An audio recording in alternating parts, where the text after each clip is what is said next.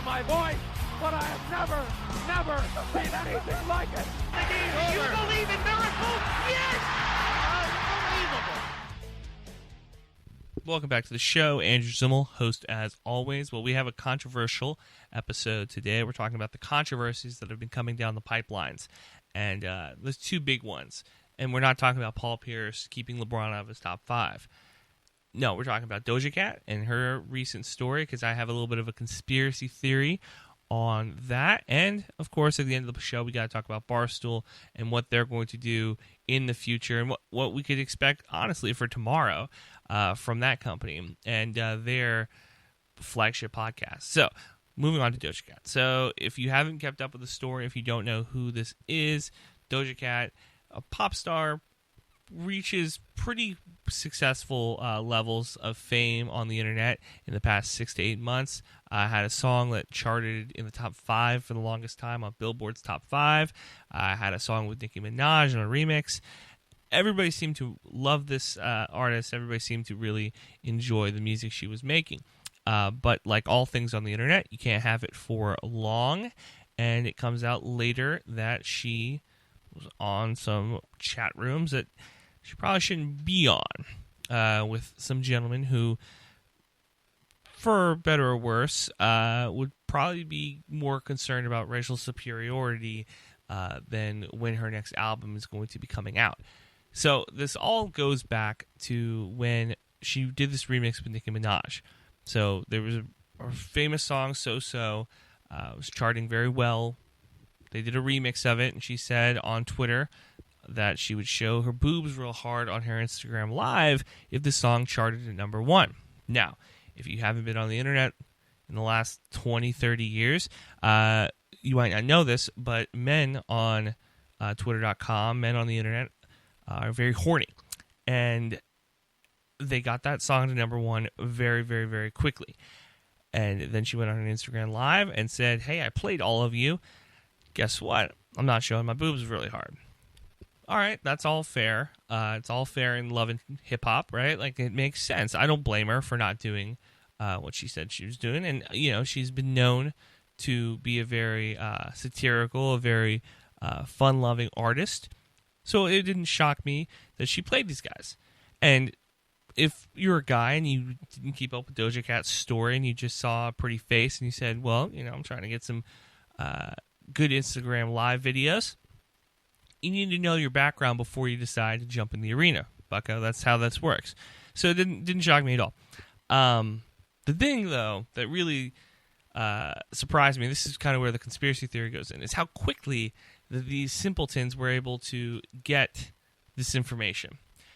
The one people that you don't want to cross the internet are the dudes in the mom's basement, right? Like, for years, the Ice Cubes and the Snoop Dogs of the world could come on these websites and kind of call out some of the dudes on the websites who, for the most part, probably lived in their parents' basement.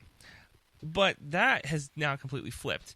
Those dudes who have been gaming in their mom's basements for the last 10 years are now the guys who kind of control the internet. They're the ones that can go get you swatted, which would mean that they file a false report and the SWAT team busts through your door. Okay, they're the ones that can go find your home address and more than just your Zillow, what your house is worth. They can find your phone number. They can dox you and put all your information out there in the public.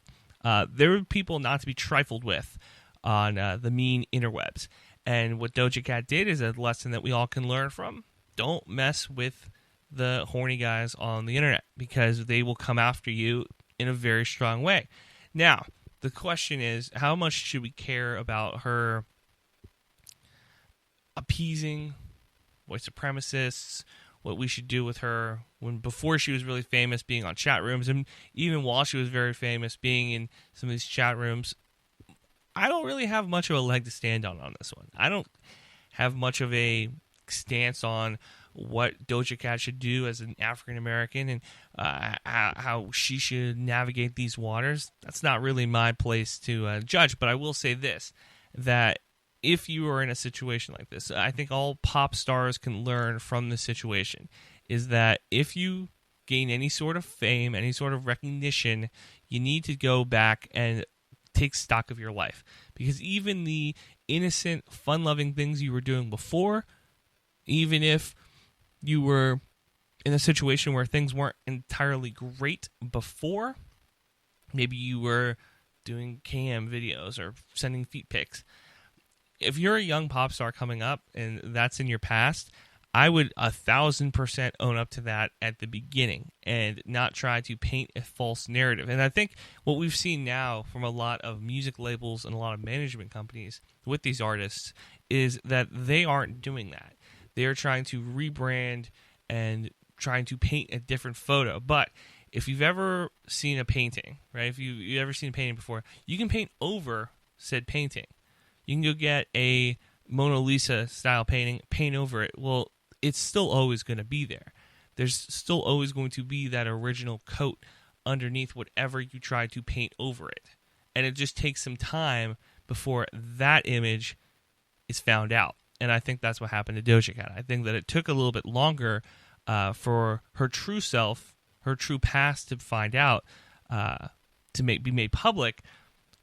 But going forward, I think that what we need to do is we need to kind of look a little bit deeper. If you're going to, say, be Lil Nas X or be a Doja Cat or be a Megan Thee Stallion and rise to really high levels of fame over a short period of time. There's a really good podcast right now out by The Ringer. And, you know, if you've listened to the show before, you know that that's like my number one, my go-to spot. Love those guys over there. There's a really good podcast out with them talking about HQ Trivia app and how the boom or bust and how internet fame can happen very quickly. It can happen overnight. And it makes me think a lot about these internet celebrities, the internet stars, who guys like Logan Paul and Jake Paul and guys on the internet or on YouTube and TikTok now, that you can go from unknown. Maybe you're from a small town. Maybe you go to a big high school and there's so many people there that you don't really stand out very well. But now you are on the forefront. You're on the face of a website. You're on the face of an app.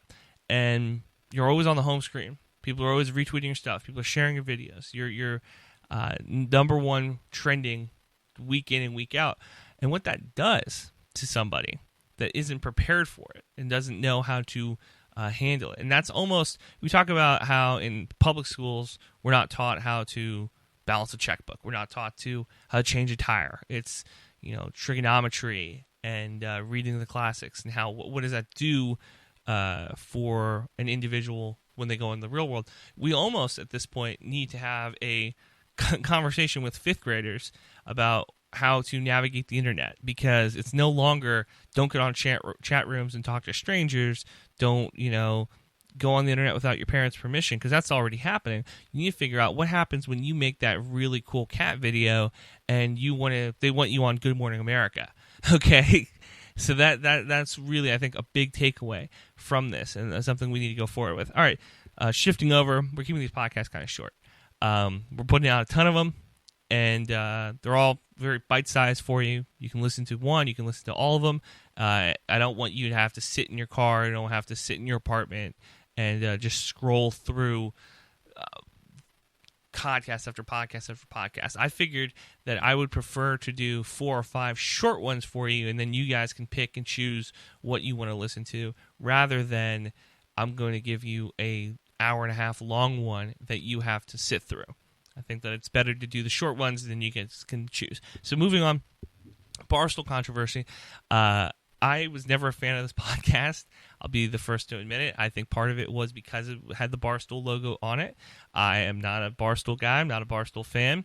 But in 2020, when they are probably the 4th or 5th most successful sports media company in the world, they have to be taken seriously. They have to be given attention. So you take out Spotify, you take out Apple Podcast, and just the content that those two can provide as larger companies, Barstool podcasts are probably the most successful brand of podcasts. And I would even throw The Ringer in there too. I think Barstool's more successful than the podcast The Ringer is putting together. They have tapped into a market that is the most profitable market. The 18 to 35 male demographic is the most profitable market. They own that corner of the podcast market. Mark Maron, he's hitting that. Joe Rogan's hitting that. Some of the Ringer podcasts might be hitting that. But all the Barstool podcasts have been in that male demographic. So when a podcast like Call Your Daddy shows up and is just pretty much for women, by women, it's a sex podcast with Sophie and Alex, who their last names don't really matter right here. But I've listened to a couple of the shows, Daddy Gang, and it wasn't ever for me. Never really got into it. Never really understood the appeal. I had a lot of friends who were really into it. I had a lot of female friends who would tell me that this is the thing that they listen to every time a new podcast drops.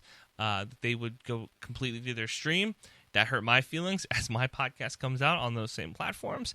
But nevertheless, I had an idea of what this podcast was. So when I heard a couple weeks ago that they hadn't put a podcast out in a while, I said maybe it's coronavirus. Maybe one of them got it. Barstool, Portnoy, president of Barstool over there, he was taking the coronavirus pretty seriously. So it wouldn't shock me if one of his employees ended up getting sick, because that's just they're in New York. That's kind of how it rolls. So I thought maybe that might be part of it. But it come to find out that they were wanting to renegotiate their contract. And similarly to the Doja Cat story, I think the main story everybody's talking about is like, oh, the contract negotiations, yada, yada, yada. But the story I'm more focused on is what do you do if you are an 18 to 35-year-old? Because that's the demographic, 18 to 35, 18 to 25. And you're finding out that the people you're listening to every single week are going to be millionaires. Okay? The contract that they turned down was $500,000 base salary plus up to $1 million in bonuses if they hit certain stream numbers. And being a Ringer listener, it's no secret that Bill Simmons is a very wealthy man. Sells his company Spotify. He's got money to give out. Joe Rogan, money to burn. Mark Maron, money to burn. Portnoy has more money than probably all those guys. So it doesn't seem to affect men that much. But I was always wondering, and again, a topic I really can't speak much on, what this is going to do to the fans of that podcast. Because now it appears from the outside looking in, and I can't speak for Alex or Sophie, but it appears that they were very greedy in their contract negotiations. That they went to the table with still a year and a half left and was trying to renegotiate something. Now, it's fair. If you have a product that is being undervalued, if you're being undervalued as a talent at a major multi-million-dollar company, I would say go get your money. Go get the bag, collect the money that you deserve. But the problem, for me at least, is that they did this, I think, the wrong way. They went to Portnoy early, which I guess is a good thing, but they were already on the we're going to hold out. We're going to go on strike. We're not going to make this content anymore. And Portnoy had said they lost $100,000 per episode that they missed. They haven't done a show since April 8th. And now it appears that Alexander is going to come back and do a show tomorrow, Wednesday. She's going to do a show tomorrow for the podcast stream. And now I think the entire thing might shift a little bit. And it's just what do you do when the co-host that you've had from the beginning of this, when you became the biggest podcast in the world, what do you do when that co-host isn't around anymore? Because the tale that she spins is the one that Alex has put out on her YouTube page, and the one that Portnoy's kind of put out too, is that she is this hardworking individual who had a really good product early. Portnoy believed in it. He bought into it. They got to this level.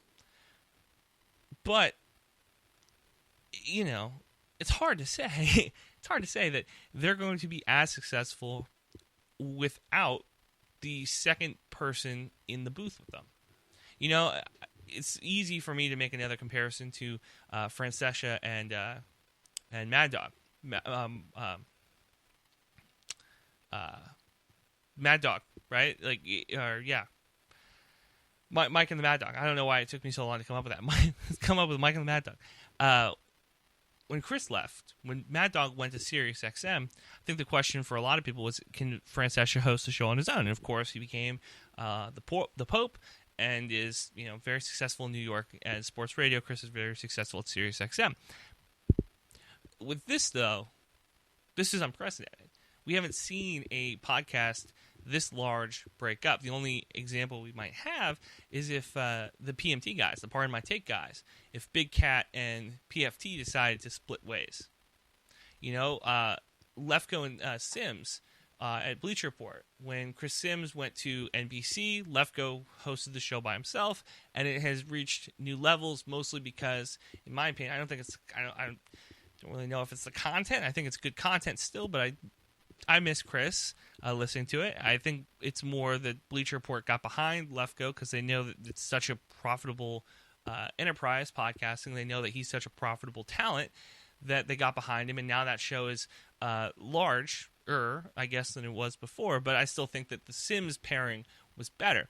Now, Sophia leaves, and again, I'm coming from a point where I didn't really enjoy the show. I didn't listen to the show religiously, but I can only imagine that you have a chemistry with your partner. What do you do when that partner's gone?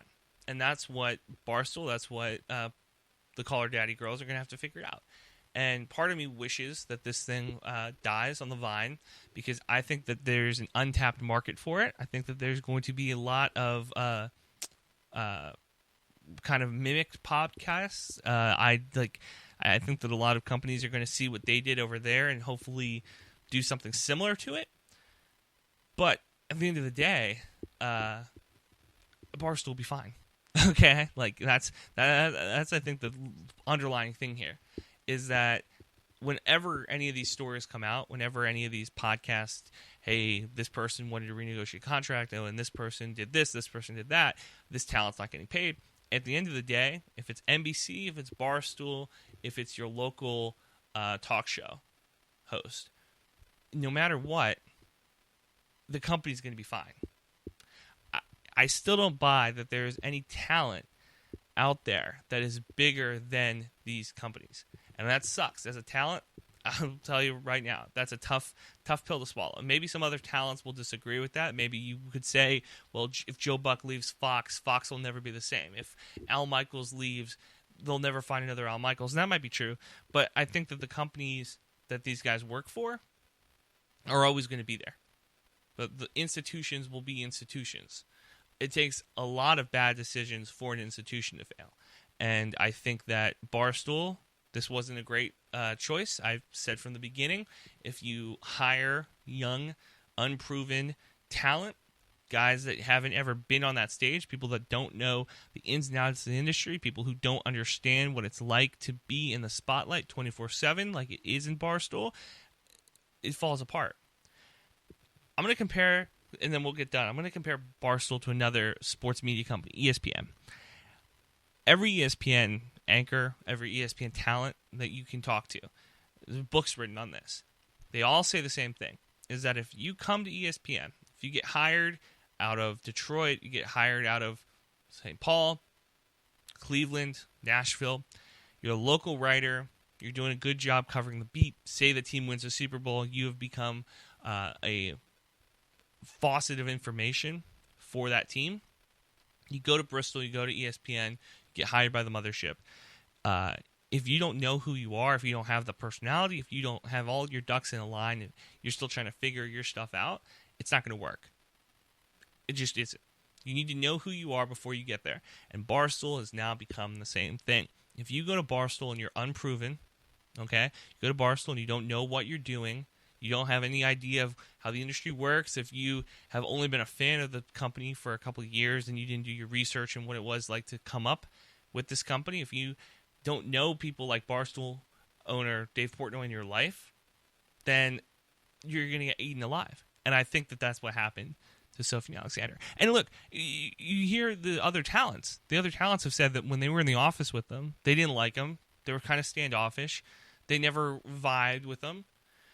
If you have the most successful or one of the most successful sports podcasts in PMT, and you have another relatively successful podcast in KFC Radio, right, with Feidelberg and Clancy, you got two of the better podcasts on these sites, and their hosts don't really want to do anything with your show who has jumped up to number 1, that might be a red flag. All right, that's going to do it for us. We got a lot of other podcasts for you out today. We're talking a little bit about Lovebirds, the new movie on Netflix. The Lance Armstrong doc, I wanted to put something out there about that. And, of course, a little bit of college football podcasts coming down the pipeline as well. So hopefully you guys are staying safe. Hopefully you guys are continuing to wash your hands. And I will be here for the rest of the week. I'll be here for the rest of the time, hopefully, giving you guys good content. All right, I'll talk to you guys tomorrow.